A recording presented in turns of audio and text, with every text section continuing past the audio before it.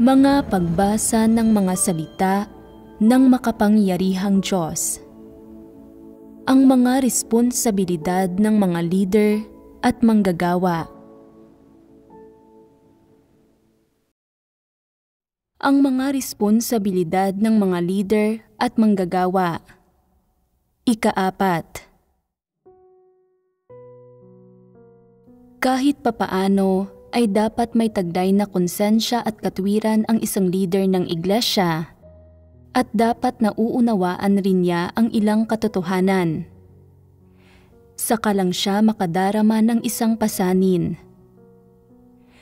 Ano ang mga pagpapamalas ng pagdama ng isang pasanin?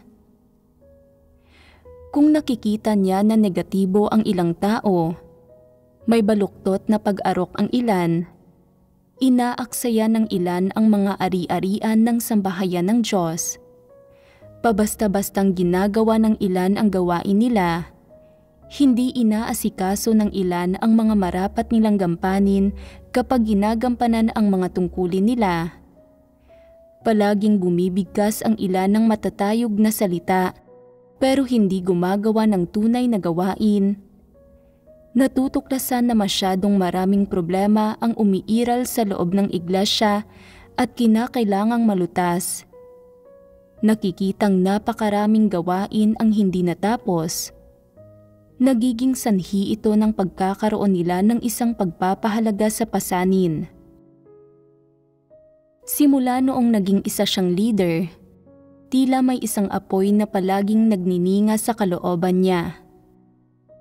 Kung may natutuklasan siyang problema at hindi niya ito malutas, nag-aalala at nababalisa siya, hindi makakain o makatulog. Sa mga pagtitipon, kapag nag-uulat ang ilang tao ng mga problema sa gawain nila na hindi agarang nakikilatis at nalulutas ng leader, hindi sumusuko ang leader. Pakiramdam niya ay dapat niyang malutas ang problemang ito. Pagkatapos magdasal at maghanap, at sa pag-iisip-isip nito sa loob ng 2 araw, sa sandaling alam na niya kung paano ito malulutas, mabilis niyang nilulutas ang issue. Pagkatapos lutasin ang issue, agaran niyang sinusuri ang iba pang gawain at natutuklasan ang isa pang issue kung saan masyadong maraming tao ang kabilang sa isang gawain na nangangailangan ng pagbabawas sa tauhan. Pagkatapos ay agad siyang nagpapatawag ng isang pagtitipon. Malinaw niyang inuunawa ang sitwasyon, nagbabawas ng tauhan at bumubuo ng mga makatwirang pagsasaayos at sa gayon ay nalulutas ang problema. Alinmang gawain ang kanilang sinusuri, laging makatutukoy ng mga problema ang mga leader na nagdadala ng pasanin. Para sa anumang problemang may kinalaman sa propesyonal na kaalaman o salungat sa mga prinsipyo, magagawa nilang tukuyin ang mga ito, magtanong tungkol sa mga ito at maunawaan ang mga ito. At kapag may natuklasan silang problema, nilulutas nila ito kaagad. Nilulutas lamang ng matatalinong leader at manggagawa ang mga problemang may kinalaman sa gawain ng iglesia, propesyonal na kaalaman at mga katotohanang prinsipyo. Hindi nila pinapansin ang maliliit na bagay sa pang-araw-araw na buhay. Sinusubaybayan nila ang bawat aspekto ng gawain ng pagpapalaganap sa ebanghelyo na iniatas ng Diyos. Nagtatanong sila at sinusuri ang tungkol sa anumang problemang napapansin o natutuklasan nila. Kung hindi nila malutas mag-isa ang problema sa sandaling iyon, nakikipagtipon sila sa iba pang mga leader at manggagawa, nakikipagbahaginan sa kanila, naghahanap ng mga katotohanang prinsipyo at nag-iisip ng mga paraan para malutas ito. Kung may makaharap silang isang malaking problema na talagang hindi nila malulutas, agad silang sumasangguni sa ang itaas at ipinapaubaya sa ang itaas na asikasuhin at lutasin ito. Ang mga leader at manggagawang ganito ay mga taong may prinsipyo sa kanilang mga kilos. Anuman ang mga problema, basta't nakita nila ang mga ito, hindi nila ito palalampasin. Iginigiit nilang lubusang unawain ang mga problemang ito at pagkatapos ay isa-isang lutasin ang mga ito. Kahit na hindi ganap na malutas ang mga ito, masisiguro na hindi na muling lilitaw ang mga problemang ito. Ito ay ang paggampan sa tungkulin ng isang tao ng buong puso, lakas at isipan, ganap na isinasa katuparan ang mga responsibilidad niya.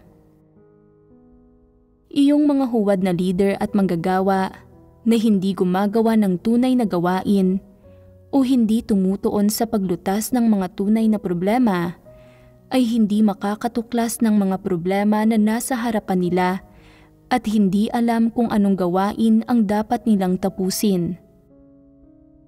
Basta't nakikita nila na abala ang mga kapatid sa paggampan ng mga tungkulin ng mga ito, ganap silang kontento, pakiramdam nila na ito ang resulta ng tunay nilang paggawa. Iniisip nila na napakainam ng lahat ng aspekto ng gawain at na wala silang gaanong personal na gagawin o wala silang anumang mga problema na lulutasin, kaya nakatuon sila sa pagtatamasa ng mga pakinabang ng katayuan nila. Palagi nilang gustong magpakitang gilas at magyabang tungkol sa sarili nila sa gitna ng mga kapatid. Sa tuwing nakikita nila ang mga kapatid, sinasabi nila, "Maging mabuti kang mananampalataya. Gampanan mo ng maayos ang tungkulin mo. Huwag kang magpabasta-basta sa gawain. Kung magiging pasaway o magdudulot ka ng pagkabagabag, tatanggalin kita." Ang alam lang nila ay igiit ang katayuan nila at pangaralan ang mga tao. Sa mga pagtitipon, palagi silang nagtatanong kung anong mga problema ang umiiral sa gawain at nagtatanong kung iyong mga nasa ilalim nila ay may anumang mga paghihirap. Pero kapag nagpapahayag ang iba ng mga problema at paghihirap ng mga ito, hindi nila malutas ang mga ito. Sa kabila nito, masaya pa rin sila at nagpapatuloy pa ring mamuhay ng may malinis na konsensya. Kung hindi nagbabanggit ng anumang mga paghihirap o problema ang mga kapatid, pakiramdam nila ay ginagawa nila ng maayos ang trabaho nila na nagiging kampante sila. Iniisip nilang ang pagtatanong tungkol sa gawain ay ang trabahong iniatas sa kanila at kapag lumilitaw ang mga problema at natutukoy ng ang itaas ang pananagutan pabalik sa kanila, natutulala sila. Inilalatag ng iba sa harap nila ang mga paghihirap at problema sa gawain, pero nagrereklamo pa rin sila kung bakit hindi hinahanap ng mga ito ang katotohanan para lutasin ang mga iyon. Hindi nilulutas mismo ang mga tunay na problema.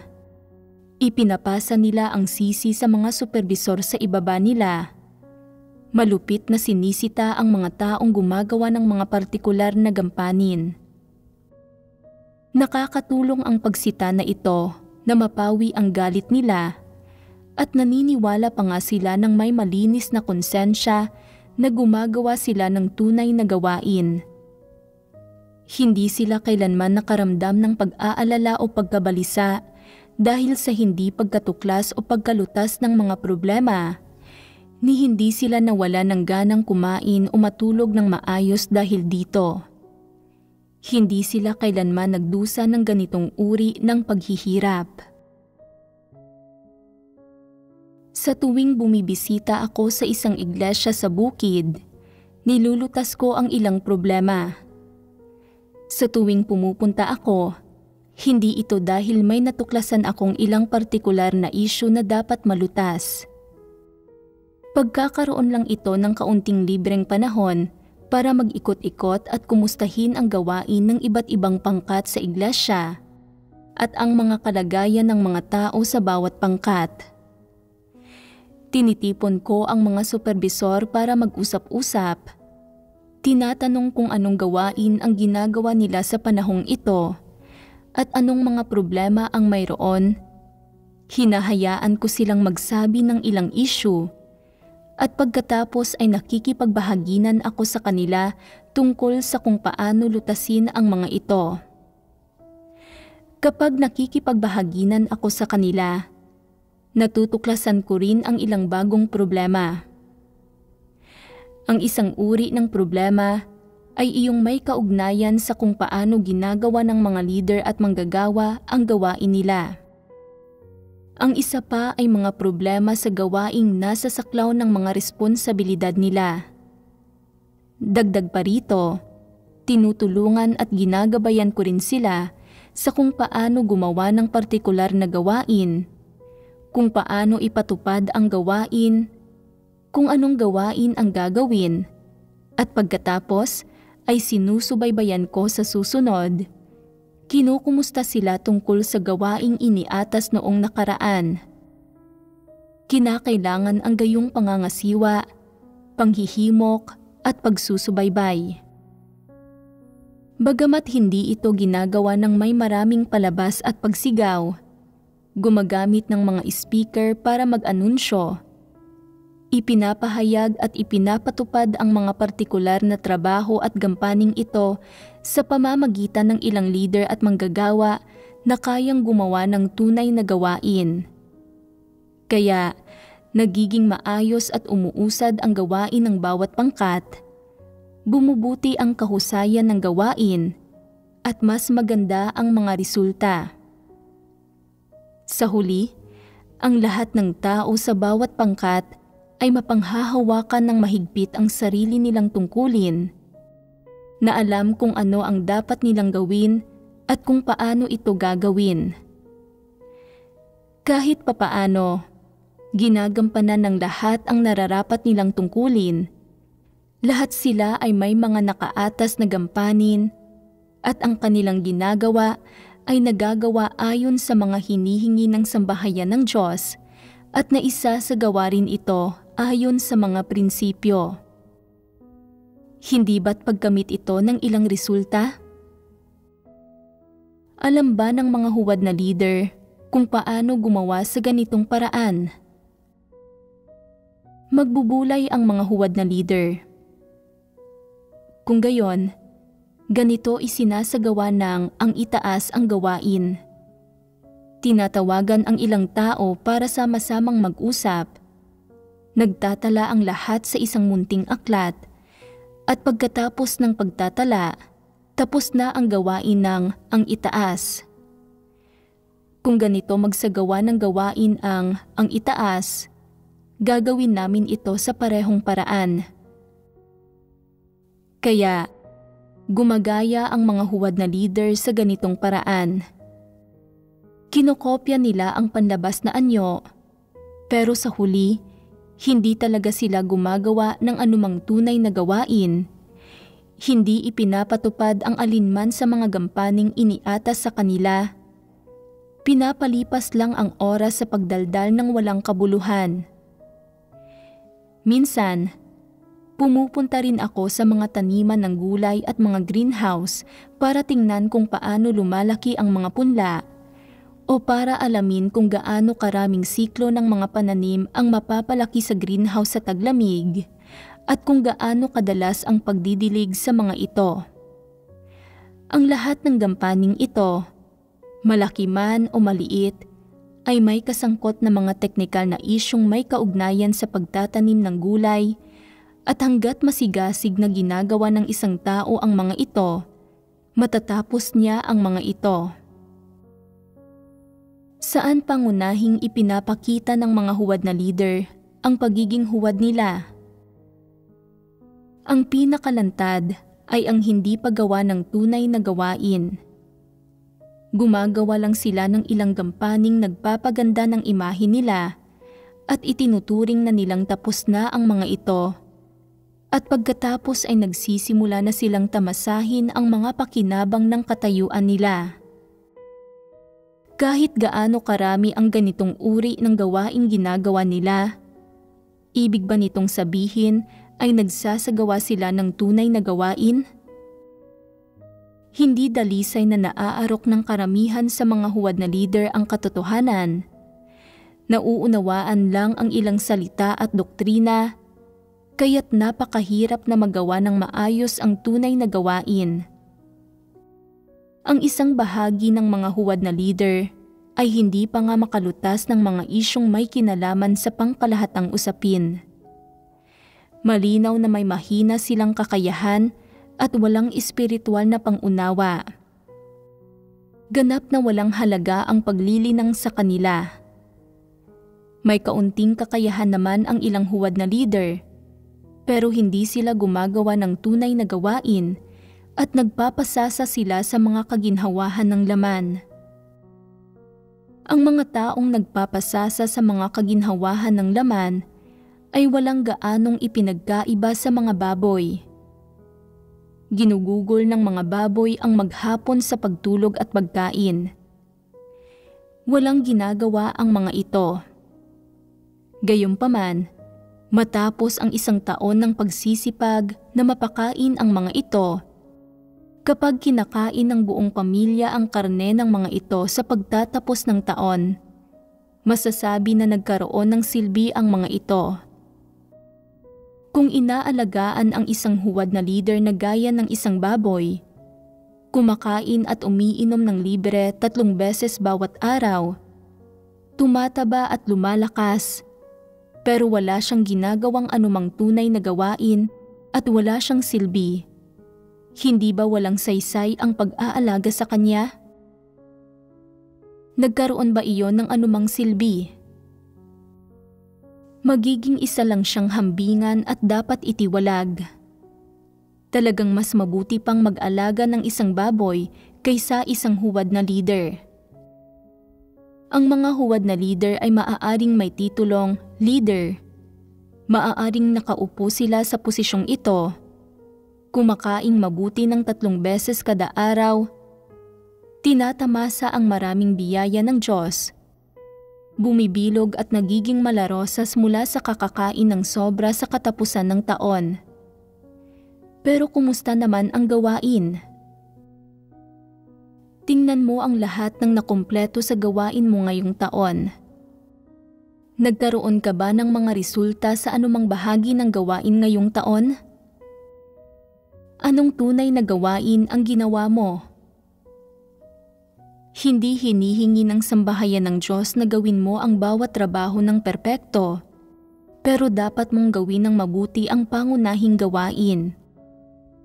Halimbawa, ang gawain ng ebanghelyo o gawain ng paggawa ng pelikula, gawaing nakabatay sa teksto at iba pa.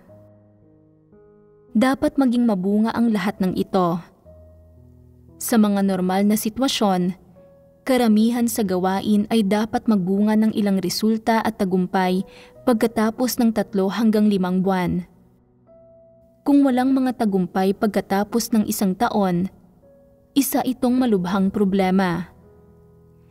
Sa loob ng saklaw ng iyong responsibilidad, aling gawain ang naging pinakamabunga? Alin ang binayaran mo ng pinakamalaking halaga at pinakapinagdusahan mo ng buong taon? Ipakita mo ang tagumpay na ito at pagnilayan kung nakagawa ka ng anumang mahahalagang tagumpay mula sa 1 taon ng iyong pagtatamasa ng biyaya ng Diyos. Dapat na may malinaw kang pagkaunawa rito sa iyong puso. Ano nga ba ang ginagawa mo habang kinakain mo ang pagkain ng sambahayan ng Diyos at tinatamasa ang biyaya ng Diyos sa buong panahong ito? May nakamit ka bang anuman? Kung wala kang nakamit, iniraraos mo lang ang gawain. Ikaw ay isang tunay na huwad na leader. Dapat bang tanggalin at itiwalag ang gayong mga leader? Makikilatis ba ninyo ang gayong mga huwad na leader kapag nakatagpo ninyo sila? Makikita ba ninyong mga huwad na leader sila? Iniraraos lang ang gawain para makalibre ng pagkain? Kumakain sila hanggang maging mamantika ang mga bibig nila, pero hindi sila kailanman nagmumukhang nag-aalala o balisa tungkol sa gawain. Hindi nakikilahok o nagsisiya sa tungkol sa anumang mga partikular na gampanin. Kahit na magsiyasat sila, may dahilan ito. Ginagawa lang nila iyon kapag ginigipit sila ng ang itaas tungkol sa mga resulta, at kung hindi sila mag-aabalang gawin iyon. Palagi silang nagpapasasa sa pagpapakaligaya, madalas nanonood ng mga pelikula o palabas sa TV. Nag-aatas sila ng gawain, at habang abala ang iba sa paggampan ng mga tungkulin ng mga ito, nagpapahinga at nagpapakaligaya sila. Kung may isang problema at susubukan ninyong hanapin sila para asikasuhin ito, hindi sila makikita kahit saan, pero hindi sila kailanman nahuhuli sa mga kainan. At pagkatapos kumain, kapag bumabalik na ang lahat sa gawain, umaalis sila para magpahinga pa ng mas matagal. Kung tatanungin mo sila, bakit hindi ka lumabas at suriin mo ang gawain? Naghihintay ang lahat sa paggabay mo, sa mga pagsasaayos mo. Sasabihin nila, bakit ninyo ako hinihintay? Kaya ninyong lahat iyan. Alam ninyong lahat kung paano gawin iyan. Hindi ba't pareho lang kapag wala ako? Hindi ba ako pwedeng magpahinga sandali? Pagpapahinga ba iyan? Nanonood ka lang ng mga pelikula. Pinag-aaralan ko ang mga profesional na kasanayan. Nag-aaral ako kung paano kinukunan ang mga pelikula. Nagdadahilan pa nga sila. Nanonood sila ng pelikula ng sunod-sunod, at kapag nagpapahinga ang lahat sa gabi, nagpapahinga rin sila. Sa bawat araw, iniraraos lang nila ang gawain ng ganito, pero hanggang saan? Hindi sila kaaya-aya sa tingin ng lahat, naaasiwa ang lahat sa kanila, at kalaunan, walang sino man ang pumapansin sa kanila. Sabihin mo sa akin, kung ang isang leader na tulad nito ay hindi ang nangangasiwa, makakausad pa rin ba ang gawain? Kung wala siya, hihinto ba ang pag-ikot ng mundo? Umiikot pa rin ito. Kung gayon, dapat siyang ilantad para makita ng lahat na hindi niya inaasikaso ang mga marapat na gampanin at na walang dapat mapigilan ng taong ito. Ang gayong mga huwad na leader na hindi nag-aasikaso sa mga marapat na gampanin ay dapat na malantad at mahimay para kilatisin ng lahat, at dapat siyang tanggalin para isantabi. Makikilatis ba ninyo ang gayong mga huwad na leader kapag nakatagpo ninyo sila? Kung walang mga huwad na leader, mararamdaman ba ninyong lahat na para kayong mga mandaragat na walang kapitan? Makakakumpleto ba kayo ng gawain at makakatapos ng mga gampanin ng kayo lang? Kung hindi ninyo kaya, nasa panganib kayo. Ang pagharap sa ganitong uri ng mga huwad na leader na hindi gumagawa ng tungkulin nila ng maayos, hindi namumuno sa pamamagitan ng halimbawa at nag-aaksaya ng oras sa pakikipag-usap online, magkakaroon ba kayo ng pagkilati sa ganitong uri ng sitwasyon? Maiimpluwensyahan ba niya kayo para makisali rin sa walang kwentang daldalan at magpaliban sa mga tungkulin ninyo? Magagawa pa rin ba ninyong sundin ang gayong mga huwad na leader? Matatakaw at mga tamad ang ilang huwad na leader. Mas gusto nila ng kaginhawahan kaysa sa mabigat na gawain. Ayaw nilang gumawa o mag-alala. Iniiwasan nila ang pagsisikap at responsibilidad at gusto lang nilang magpakasasa sa kaginhawahan. Mahilig silang kumain at maglaro at lubha silang tamad. May isang huwad na leader noon na babangon lang sa umaga kapag nakakain na ang lahat at sa gabi, nanunood pa rin siya ng mga teleserye sa TV habang nagpapahinga na ang iba. Isang brother na responsable sa pagluluto ang hindi na nakatiis at pinuna siya. Sa palagay ba ninyo ay makikinig siya sa isang kusinero? Ipagpalagay nating pinagsabihan siya ng isang leader o manggagawa. Sinasabi, kailangan mong maging mas masipag. Ang gawaing kailangang gawin ay dapat na gawin. Bilang leader, dapat mong tuparin ang mga responsibilidad mo anuman ang gawain. Dapat mong tiyaking walang mga problema rito. Ngayong may nakita ng problema at wala ka para lutasin ito, nakakaapekto ito sa gawain. Kung palagi kang gumagawa sa ganitong paraan, hindi ba't pag-aantala ito sa gawain ng iglesia? Kaya mo bang pasanin ang pananagutang ito? Makikinig ba siya rito? Hindi sigurado. Para sa mga gayong huwad na leader, dapat agad silang tanggalin ng grupo ng mga tagapagpasya at dapat magsaayos ito ng ibang gawain para sa kanila. Hayaan silang gawin ang anumang kaya nilang gawin. Kung wala silang silbi, gustong maging palamunin kahit saan sila magpunta. Kung wala silang kayang gawin, paalisin na sila at huwag nang bigyan ng anumang tungkulin. Hindi sila karapat-dapat na gumawa ng tungkulin. Hindi sila tao, wala silang konsensya at katwiran ng normal na pagkatao, wala silang kahihiyan. Para sa mga gayong huwad na leader na maituturing na mga tamad, kapag nakilatis na sila, dapat tanggalin na sila agad. Hindi na kailangan pang subukang hikayatin sila at hindi na sila dapat bigyan ng anumang pagkakataon para sumailalim sa obserbasyon, ni hindi na kailangang makipagbahaginan sa kanila tungkol sa katotohanan. Hindi ba't sapat na ang narinig nilang mga katotohanan? Kung pinungusan sila, magagawa ba nilang magbago? Hindi.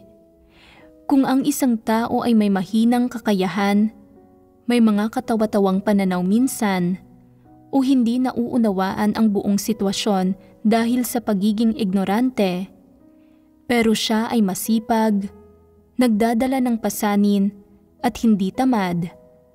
Kung ganoon, ang gayong tao, sa kabila ng mga paglihis sa paggawa ng tungkulin niya, ay pwedeng magsisi kapag naharap siya sa pagpupungos. Sa pinakamababa, alam niya ang mga responsibilidad ng isang leader at alam niya kung ano ang dapat niyang gawin. May konsensya siya at pagpapahalaga sa responsibilidad at may puso siya. Gayunpaman, iyong mga tamad, pumipili sa kaginhawahan kaysa sa mabigat na gawain at walang pasanin ay hindi kayang magbago. Walang pasanin sa puso nila. Sino man ang pumungos sa kanila, wala itong silbi. Sinasabi ng ilang tao, kung gayon, kung darating sa kanila ang paghatol, pagkastigo, mga pagsubok at pagpipino ng Diyos, mababago ba nito ang isyu nila ng kawalan ng pasanin? Hindi ito mababago. Tinutukoy ito ng kalikasan ng isang tao, tulad ng isang aso na hindi kayang baguhin ang gawin nitong pagkain ng dumi. Sa tuwing nakakakita ka ng taong tamad at walang pasanin at nagsiserbisyo rin bilang isang leader, matitiyak mong isa siyang huwad na leader. Maaaring sabihin ng ilan, paano mo siya matatawag na isang huwad na leader? May mabuti siyang kakayahan, matalino siya, nakikilatis niya ang mga bagay-bagay at nakakabuo siya ng mga plano. Sa mundo, namahala siya ng mga negosyo, nagserbisyo bilang mga CEO. Matalino, may karanasan at siya ay maalam sa mundo. Malulutas ba ng mga katangiang ito ang problema niya ng pagiging tamad at ng kawalan ng pasanin? Anong uri ng mga pagpapamalas at katangian ang ipinapakita niyong mga sobrang tamad? Una, sa anumang bagay na ginagawa nila, pabasta-basta silang kumikilos, nag-aaksaya ng oras, nagmamabagal, at nagpapahinga at nagpapaliban hanggat maaari. Pangalawa, wala silang pakialam sa gawain ng iglesia. Para sa kanila, maaari naman itong gawin ng sino mang may gusto ng pag-aalala tungkol sa gayong mga bagay. Hindi nila gagawin ito. Kapag nag-aalala nga sila tungkol sa isang bagay, para ito sa sarili nilang kasikatan, pakinabang at katayuan. Ang mahalaga lang para sa kanila ay na natatamasa nila ang mga pakinabang ng katayuan. Pangatlo, umiiwas sila sa paghihirap sa gawain nila.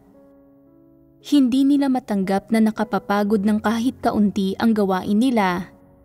Labis na sumasama ang loob nila kung ganoon nga at hindi nila kayang magtiis ng paghihirap o magbayad ng halaga. Pang-apat, hindi nila kayang magtiyaga sa anumang gawaing ginagawa nila. Palagi silang sumusuko sa kalagitnaan at hindi nakatatapos ng mga bagay-bagay. Kung pansamantala silang nasa isang mabuting kalagayan, maaari silang gumawa ng kaunting gawain dahil sa katuwaan. Pero kung nangangailangan ng pangmatagalang dedikasyon ang isang bagay at palagi silang ginagawang abala nito, kailangan itong pag-isipan ng husto at nakapapagod ito sa katawan nila. Sa paglipas ng panahon ay magsisimula silang magreklamo. Halimbawa, ang ilang leader ang nangangasiwa ng gawain ng iglesia at bago at sariwa ito para sa kanila sa simula. Malaki ang motibasyon nila sa kanilang pagbabahagi sa katotohanan at kapag nakikita nilang may mga problema ang mga kapatid, nagagawa nilang tumulong at lutasin ang mga ito. Pero matapos ang pansamantalang pagtitiyaga, nagsisimula na silang makaramdam na masyadong nakakapagod ang gawain ng pamumuno at nagiging negatibo sila. Ninanais nilang lumipat sa mas madaling trabaho at hindi sila handang magtiis ng paghihirap. Kulang ang gayong mga tao sa pagtitiyaga. Panlima, ang isa pang katangian na nakatutukoy sa mga tamad na tao ay ang pag-aatubili nilang gumawa ng tunay na gawain. Sa sandaling magdusa ang laman nila, nagpapalusot sila para iwasan at takasan ang gawain nila o ipinapasa nila ito sa ibang tao. At kapag natapos ng taong iyon ang gawain, sila mismo ang umaani sa mga gantimpala ng walang kahihiyan. Ito ang 5 pangunahing katangian ng mga taong tamad. Dapat kayong magsuri para makita ninyo kung may gayong mga tamad na tao sa mga leader at manggagawa sa mga iglesia. Kung may makita kayong isa, dapat siyang tanggalin kaagad. Makagagawa ba ng mabuting gawain bilang leader ang mga tamad? Anumang uri ng kakayahan ang mayroon sila o anuman ang kalidad ng kanilang pagkatao, kung tamad sila, hindi nila magagawa ng maayos ang gawain nila at maaantala nila ang gawain at mga importanteng usapin. May sari-saring aspekto ang gawain ng iglesia. Ang bawat aspekto nito ay may kaakibat na maraming detalyadong gampanin at nangangailangan ng pagbabahagi tungkol sa katotohanan para malutas ang mga problema upang magawa ang gawain ng maayos. Sa makatuwid, dapat maging masigasig ang mga leader at manggagawa. Kailangan nilang gumawa ng maraming pag-uusap at maraming gawain araw-araw para matiyak ang pagiging epektibo ng gawain. Kung masyadong kaunti ang pagsasalita o gagawin nila, walang magiging resulta. Kaya, kung tamad ang isang leader o manggagawa, tiyak na isa siyang huwad na leader at walang kakayahang gumawa ng tunay na gawain. Hindi gumagawa ng tunay na gawain ang mga tamad na tao, lalong hindi sila pumupunta sa mga lugar ng trabaho at hindi sila handang lutasin ang mga problema o makisangkot sa anumang partikular na gawain. Wala silang ni katiting na pagkaunawa o pagkaarok sa mga problema sa anumang gawain. Mayroon lang silang paimbabaw, malabong ideya sa isipan nila mula sa pakikinig sa sinabi ng iba at iniraraos nila ang gawain sa pangangaral lang ng kaunting doktrina. Magagawa ba ninyong makilatis ang ganitong uri ng leader? Makikilala ba ninyo na siya ay huwad na leader? Pabasta-basta ang mga taong tamad sa anumang tungkuling ginagampanan nila. Anuman ang tungkulin, wala silang pagtitiyaga, paminsan-minsang gumagawa at nagrereklamo sa tuwing dumaranas sila ng ilang paghihirap, naglalabas ng mga walang katapusang hinaing. Inaalipusta nila ang sinumang pumupuna o pumupungo sa kanila, tulad ng isang taong mainitin ang ulo na nang-iinsulto ng mga tao sa lansangan, na palaging gustong ilabas ang kanyang galit sa iba at na hindi gustong gampanan ang tungkulin niya. Ano ang ipinapakita nitong pag-ayaw nilang gampanan ang tungkulin nila? Ipinapakita nito na hindi sila nagbubuhat ng pasanin, ayaw nilang umako ng responsibilidad at sila ay mga taong tamad. Ayaw nilang magdusa ng mga paghihirap o magbayad ng halaga. Naaangkop itong lalo sa mga leader at manggagawa. Kung hindi sila nagdadala ng pasanin, maisa sa katuparan ba nila ang mga responsibilidad ng mga leader at manggagawa? Talagang hindi.